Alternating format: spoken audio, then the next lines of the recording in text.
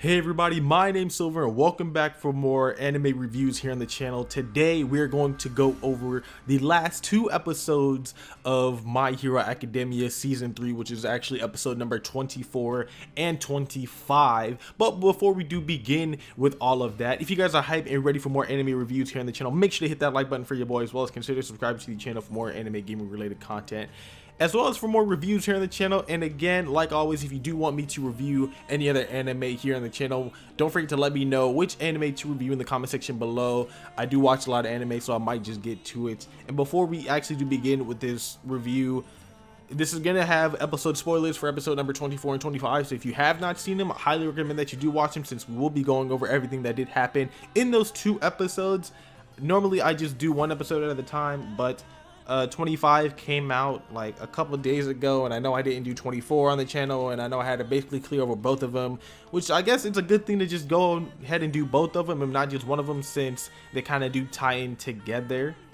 But either way, let's get started. Episode 24 starts off with a man who we later on know as Twice from the League of Villains, is actually starting off his day. You know, he's kind of like smoking, like staring out the window, basically talking about the world, because this world of My Hero is changing now that the symbol of peace is gone. You can actually hear it as well as he talks. Another voice, which you can't really see anybody else talking, so we have to assume that it's actually in his head, is talking, and it's low-key saying like the opposite of what he means, and it's kind of confusing. But either way, Twice is talking, right? Obviously the world is changing. There's even people on the news talking about Endeavor being the #1 hero now, and they're trying to, I guess you can say, compare Endeavor to All Might, which a lot of people are like, oh no, I don't think Endeavor would be, the nicest hero to do this, because again, Endeavor is always like a mean hero. He always like doesn't give us like the same symbol of hope that All Might does. But you have to remember again that this is not All Might, this is Endeavor, so of course he's going to run his things differently, but in the end of the day, he's still going to be the #1 hero. And Twice really does say that though. But either way, as he starts to get ready, he kind of does go outside, and you are able to see like how, I guess you can say, shitty this world has become. I'm not really going to name it like that, but just because the symbol of peace is gone, just because All Might is now gone, a lot of villains now are able to move out, and they're able to do their things without, having to be worried about, oh hey, All Might's gone, basically I can do whatever in the hell I want. So there was a group of villains actually doing a bank robbery in the city, and you can even tell that like once they left, something like that, like one of the guys who actually owned the store was like, hey yo hero, where you at, can I get your help or something like that. And one of them came, but he ended up getting knocked on the back of the head by one of the other members who was there also robbing the bank, and the villains ended up getting away, which sucks, but I mean, trust me, it's important.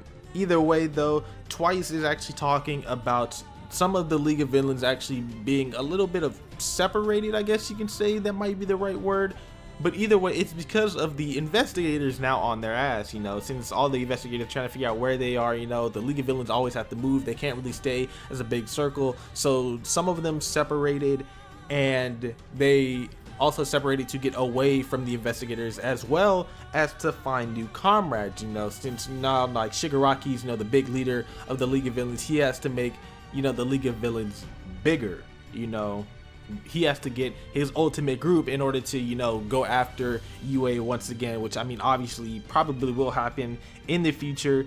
But either way though, you can even see a scene of where Dabi was talking to a whole bunch of villains, but he just didn't like them, so he killed them all. Like Dabi's just that good of a goddamn king, you know what I'm talking about. But either way, maybe about like this whole entire time that Twice has been talking and going through, because that's like, as of so far, Twice has been narrating the first like half of this episode, and with the voice in his mind like again talking over him, and even saying the opposite things, Twice then feels like he's about to split, so he ends up putting on his mask, and that's when we actually see that, oh shit, it's Twice. I mean, you probably could have tell, or I mean you probably were be able to tell this for the fact that double personality, but Twice believes that, yo hey, if he has on his mask, he wouldn't split. If he obviously has his mask off for a long amount of time, then of course he'd probably split again, and like he'd probably start like killing himself basically. And I don't mean it like you guys are probably thinking it, but they also showed a scene of when Twice, because you know Twice's like quirk can basically double stuff, you know, he can like that's why it's called Twice. So there's one point in his life where he made multiple versions of himself, and those versions weren't really sure which one was the real one, so he basically watched himself kill himself. You know, all those versions of him started to kill himself, you know, they started to murder himself, but finally he was able to kill the last one. And that left like a very deep scar inside of his head, especially for the fact that, you know, even some of those, I guess you could say, fakes who thought they were real tried to kill him as well. But either way though, an explosion happens like the moment Twice puts on his mask, so he starts to walk over to it, and the closer he gets to it, the more he starts to realize that, oh shit, it's those exact same bank robbers that he saw, you know, rob the bank where the hero couldn't stop them and they left in the car or something like that. Well, the explosion happened, and now there's a group of 3 people chilling over them, and one of them goes, well, one of them's like standing like on top of like a light post or like a lamp post or some shit like that, and he's talking to his quote-unquote boss, I guess you could tell, and his name is Overhaul. This is where we know that Overhaul was the one who actually did kill these villains who were out here robbing the bank. And Overhaul believes that, oh hey, if you were going to make a plan like that, you should have made, you know, a bigger and better goal. Man, I love Overhaul, dog, but let's not get into that right now. We will talk about him later on, actually in episode 25, but right now we're still in episode 24, which is fine. But either way though, kind of cuts after Overhaul. This is where we see Deku lifting weights on his hand that you do remember that he had the scar on, and you know, Deku had the flashbacks basically saying, oh hey, you know, you can't use your hands too much, and you know, that's why he made the shoot style, you know, to give his arms and like his hands a break. So Deku has to remember, oh hey, even though, you know, I let my emotions run loose in that fight against Bakugo, I have to remember to keep on using my shoot style in full effect. Good to know that Deku's actually out here, you know, staying true to his word, you know, trying to work out, you know, trying to keep his shoot style ready, trying to even make sure that like, oh hey, you know, my arms are broken with, because you know, that fight that he had with Bakugo. But either way, we have a scene of where Class A, you know, Class 1A runs into Class 1B, and it turns out that all of Class 1B ended up passing their exams. Now this kind of hits Todoroki kind of hard, but not really, you know, that much. But either way, you know, Todoroki apologizes. You know, Class B is like, oh yeah, you know, every single one of us passed. And there's this other girl in there who, like, you can kind of tell if you do watch the subversion that her Japanese is like a little bit like off. You can, like, I'm guessing that she's foreign, because like she doesn't really understand what she's saying, or at least not a lot of it, especially for the fact that one of the members in there also told her to say something else, which means something completely different probably of what she wanted to say. And then we even see Shinso's class. If you guys do remember Shinso, he was from the sports festival. He was the one that fought Deku, you know, the one who was about to make him walk off the stage. He even walked by, he was like, hey yo, can y'all like move out the way, you know, my class gotta go, because they're all headed to this assembly. This is when Class 1A is like, hey yo, that's Shinso, my man looked kind of buff ever since, you know, the sports festival. It turns out, you know, he's been working out. But during the assembly, the principal ends up talking basically about the loss of, you know, the pillar, the loss of All Might. And that's when he starts to talk about the hero work studies that the hero course will probably have to take in the near future, basically saying, oh hey, you guys probably do know some of the stuff that you had to take beforehand, but now we're gonna have to send you on these hero work studies where you can actually be, you know, useful when you go there, because some people actually, you know, went to their old hero studies, you know, before, or actually it was after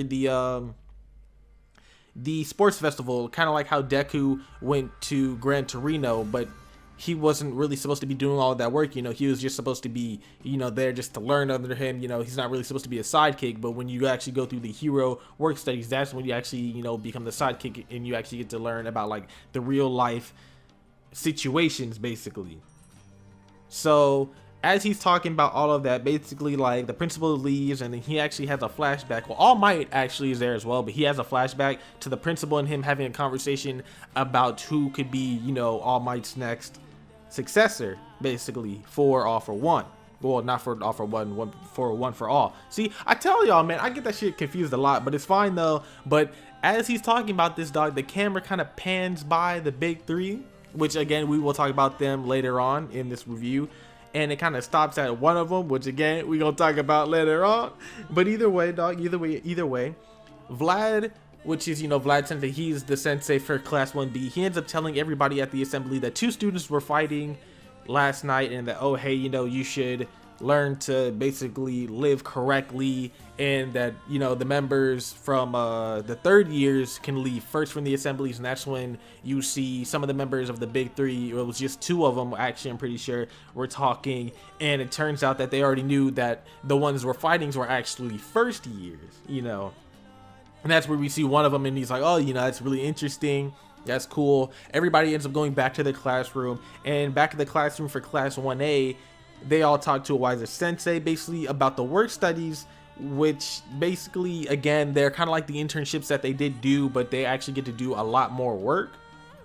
And he doesn't, well, basically a wiser sensei doesn't want to give them like too much information, basically because like Deku and Bakugo aren't really there. So he just told them like a little bit, and when everybody got back to the dorms, they were all talking about it, and Deku was like, yo, I must be getting left behind, you know, because like I don't know anything about this. And he even tried to ask Ida about it, and Ida was like, hey yo, I can't tell you about it, it sucks, but I mean, this is what a wiser sensei told me what to do, so I'm sorry, you can't do that either way. Deku starts to take out the trash because, you know, that's their duties, you know, as Deku and Bakugo being under house arrest, you know, they kind of takes everybody else's trash, they throw them away, they clean the house, yada yada. So when Deku's taking out the trash, he sees a face in the wall, and then Face is like, oh hey, you're headed to the trash, right? He's like, yeah. He's like, oh well, you know, you can throw like the trays away and like the flammable shit. And Deku's like, cool, and the face disappears. Now Deku just saw a face on the wall, face no body, bruh, and he starts walking a little bit more, and that face, that exact same face on the wall, is now on the ground. And Deku screams, and he's like, oh hey, you know, I did this to you only because I knew how you would react, you know, like he predicted how Deku would react. He was like, oh hey, you know, you're really funny, problem child, yada yada yada, you may not know me now, but we will definitely see you later, or like we will definitely meet later on. And then, you know, the face actually leaves. So the episode kind of ends with Deku's house arrest being over before Bakugo's, and then they all go back to the classroom. You know, Deku starts to apologize, and that's when Eraserhead or Wiser Sensei is like, oh hey, now that Deku's here, I can go into a little bit more information about the work studies. I'm gonna bring in 3 3rd years who are supposed to be the top students of class 1A, or not even of class 1A, of class, not even of class, I'm so sorry guys, but literally they are the top students, the top 3 students of UA, and they are the big 3. I have no idea why the hell I just said they like that, but they are the big 3. And you actually do see the face that Deku saw on the ground, but you know, as a person. So that was episode 24, not bad. I want to move on to episode 25 real quick, just because it literally starts off exactly where the last episode ended off. But let's get started. Episode 25 starts off with the big 3 coming into the classroom. Now Deku finally remembers that face that he saw from the other day. You know, it turns out that, oh hey, he was watching the sports festival the year prior, you know, before his, and he saw this exact same person, like his clothes may have fell off or something like that, and he saw the other 2 there as well. They just didn't stand out as much. So Deku's like, are they really, you know, like the big 3? And everybody there is getting like a little bit confused, like, oh hey, you know, these are the big 3, you know, these are the top 3 oh my goodness, the top 3 students of UA. And now, you know, it's time for them to introduce themselves. So the first person to introduce himself is Amakiji. Now Amakiji is the one on the far right. He actually has the black hair. His nickname is the Flea, Tamaki Amakiji, you know, that's his name. But either way, he goes to introduce himself, but he tries to stare at everybody. And when he stares at everybody, he stares at them like intense. And if you guys do remember in episode 24 at the end, when we actually got the episode preview, or the episode preview for number 25, we saw him stare at the classroom, and the whole entire classroom got shook at him, bruh. Apparently while he was doing this, he was trying to imagine everybody's basically face being a potato because he's stage fright. So it was really kind of like funny, like, oh hey, he's not really that serious, or he probably is that serious of a guy, but he only did it at that certain point in time, and only to basically not get stage fright. But again, he was still stage he still had like the stage fright. So the girl in the middle decided to introduce herself as well as Amakiji, and her name is Nijiri Hado. Now Hado ends up introducing him and herself as well, but before she even goes into what basically everything about the work studies, she starts to go over almost every single body in class 1A because she wants to know basically what everybody is. You know, she goes to Ojiro, she starts asking him questions like, oh hey, you know, can you tell us about your whole body weight? Oh hey, Sui, you're actually like a tree frog and not a toad or something like that, even though like her quirk is frog. It's like she starts getting distracting basically. You can tell that Oiza Sensei's starting to get like really like pissed off, you know, like his hair starts to like flaming up and shit, like basically like how it normally would if he started to use his quirk. So the last person there, which is the one that Deku ended up meeting while he was taking out the trash, he's like, oh hey, Eraser's head, calm down, I definitely got this, you know, they saved the best for last, yada yada yada. And he tries to lead off with a joke, but nobody understands it. And at this point, everybody in class 1A is like, are they really the big three? You know, like we have an airhead basically, which is Hado. We have somebody who is stage fright, which is what's his face, Amakiji. And now we have somebody who's just telling jokes and is not really getting to us. You know, like, are these really like the big three? Are these really the top students of UA? So the guy, which we ended up figuring out his name is Mirio, shout out to the fucking god himself, Mirio, but he decides to go ahead and say, oh hey, since none of this is working, why don't you guys spar with me? Basically, I will fight every single one of you guys in class 1A right here, right now. They all agree to it. It's fine. They head over to like the little training grounds, but before they even fight, the other two are basically warning the students to not take Mirio lightly, because for some reason every single time Mirio wants to fight somebody, somebody gets hurt. Like apparently he did this exact same thing to one person, and this one person ended up leaving UA because of like how bad that like Mirio did him or something like that. I'm talking about like Mirio is actually like a god. But class A is like, hey yo, we don't want this restriction that you gave us. Let's all fight you at once. You know, we fought pro heroes, we fought villains before, we can definitely take this. And Mirio is like, all right, why not? You know, y'all like the problem class, I can definitely run some hands, bruh. So Deku offers to go first, which is fine, because of course Deku's curious because, oh hey, how strong am I compared to the top person of, or at least one of the top 3 people at UA.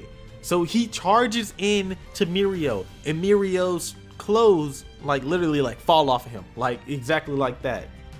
You can see like some of the girls are like covering their eyes. They're like, oh my god, you know, like he's naked, yada yada yada. But Deku uses this chance to attack. So he, you know, he swings his foot a little bit, but his foot goes directly straight through Mirio. He starts to like dodge its way out of it. Basically everybody starts to attack Mirio, but none of their attacks are hitting them, and nobody knows what the hell is going on. So like Mirio is, his strategy of course, if you're gonna fight a group of people, start at the back, basically start with the long range. So that's what he did. Mirio decided to go after the long range people first. He started knocking people out with one hit, bruh. He started like falling like literally like straight underground, probably because of his quirk, which we are going to go through later on in the episode. But he literally started dodging people, he started hitting people, he started destroying the whole back row, and literally in like a couple of seconds, bruh, one of the best damn animated scenes in the world, he was like, power, bruh. He destroyed the long range fighters, dog, and now it's time for the close range fighters. So again, he's decided to start off with those people who, I guess he could say, knew that could react to him. So Deku decided again go in first, and he looked like he was gonna get him a hit because like Mirio like ended up like slipping underground, and he came back up, but Deku was able to predict where he was gonna come back up and try to hit him. But again, you know, Mirio being, you know, the god that he is, he was able to hit Deku. He hit everybody else in close range, did the whole little power thing again, bro. I love Mirio, dog. Now, I know that you guys are probably, if you did watch this episode, dog, and you saw how Mirio was, you saw how they animated the king, dog, wait till season 4. I gotta say it, bro. Season 4 Mirio is a fucking god. But either way, this is literally just a taste of Mirio. So while this whole entire thing is going on, Eraserhead literally says that Mirio is the closest one to being the #1 hero, including the pro heroes. He is literally the closest one, again, to being the #1 hero, including the pros. Also, I know I didn't state this, but Todoroki didn't participate because he didn't have his provisional license, so he felt like it wasn't fair if he did participate. So that's why he just literally sat there and he did his thing. But either way, Mirio, I want to say low-key knocked out every single one of Class 1A. He didn't really knock him out, but he basically knocked the wind out of him. And it turns out that Mirio just does not know how to hold back. So after the whole little sparring session, Mirio starts to ask Class 1A, questions. He's like, oh, hey, what did you think about my quirk? Everybody in Class 1A says, oh, hey, your quirk is way too powerful. It's way too good. Oh my freaking gosh, like you really are like the big three, or at least one of the big three, yada, yada, yada. And they go on about what Mirio's quirk is, which is Permission, which basically lets him slip through anything and everything. They go over his quirk a lot more in the anime. I at least wanted to let you guys know what his quirk is, but for the fact that he's able to slip under things, and when he releases his quirk, it literally bounces him straight back up. So what he does is he kind of like dives underground, but he has to like angle himself to bounce up to where he actually, like wants to land off, I guess you could say, or at least where he wants to come back up as. So he ends up telling Class A that his quirk really wasn't all that to him, at least when he first started it out, but he ended up turning experience into power, and that's what Class 1A should do during the work study things. They should now turn experience into power so that they can become great heroes, so that they can able to control their quirk as well. And everybody started clapping because oh hey, he even gave a quirk, or not a quirk, but a speech like a pro. He's really that good. And a wiser sensei was like, hey yo, y'all can leave now, dog. It's fine. So after leaving, as in, the big three, after they left, we learned that Mirio actually had his eyes on Deku. Deku was the only one who was able to catch his eye because, he was the only one who actually predicted him. And then Mirio was like, oh yeah, I feel like, Sir would really like him. Mirio is actually, if you guys couldn't tell by the way I'm kind of like talking about him, he's a god, all right? I gotta let you know. But also, he's like a really energetic person. So why, like the moment he said sir, oh man, hold on, I gotta keep going. I'm sorry about that. We are almost done, friends. We are almost done, all right? Literally, the literal like last portion of the episode, Deku decides to call Gran Torino because that's the only connection that he had from the sports festival. And Gran Torino's like, oh hey, sorry, I can't really do anything for you for this work studies thing. Why don't you talk to All Might since he is your master, and why don't you try and get connections off of him, like quote unquote, his former sidekick. In the moment he says former sidekick, bruh, this man shows up on the screen. Obviously this is All Might's former sidekick, but he's being told by one of his apprentices that Overhaul is now on the move.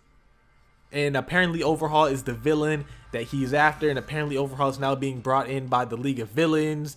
And then it cuts to Overhaul in the League of Villains, which basically twice bringing Overhaul to this little warehouse where some of the members where the League of Villains were at. And Overhaul's like, this place is like absolutely disgusting. Is this really where y'all stay at? And Twice is like, hell no. Like, why in the hell would we take you to, like our actual base when, you still have to meet the whole entire crew? Because we don't really know if, we want you or not.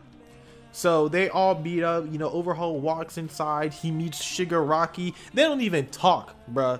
They don't even talk. But apparently Overhaul wanted to talk to the League of Villains. Deku has his own little like screen time where he basically saying that, the heroes are trying to basically get better, how like they met the big three. And even while that's going on, the villains are about to have like their gigantic talk, and then it even goes to All Might and All for One, and then Deku was like, everybody's gonna meet up in the future, and that's when it's like next time on season 4, bruh.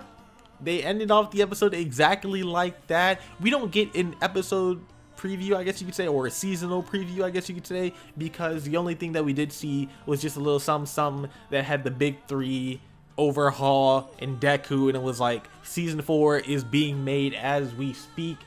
Bruh, I want you to know, for them to end off season 3 like this, I'm happy. I'm happy. I low-key thought they were gonna end off season 3 with the provisional license exams, I guess you could say, or at least at the end of the Bakugo fight. I thought that that's how we're gonna end off the season, but they decided to go ahead and show off the big 3, like how they did in episode 24. They showed off Mirio in the godly way that he is, bro. They showed off Overhaul, favorite villain, man. I want you guys to know season 4 of My Hero will be the best season, hands down. Overhaul, best villain. I'm not gonna go in like way too deep into it because again, that could be spoilers for those of you guys who do not read the manga. I, however, do read the manga. If you guys do read the manga as well and you do want to talk about it in the comment section below, just don't spoil people, please. If you do, I probably would just like delete the comment or something like that. I just don't want people to get spoiled because, you know, like some people choose not to read the manga, some people do.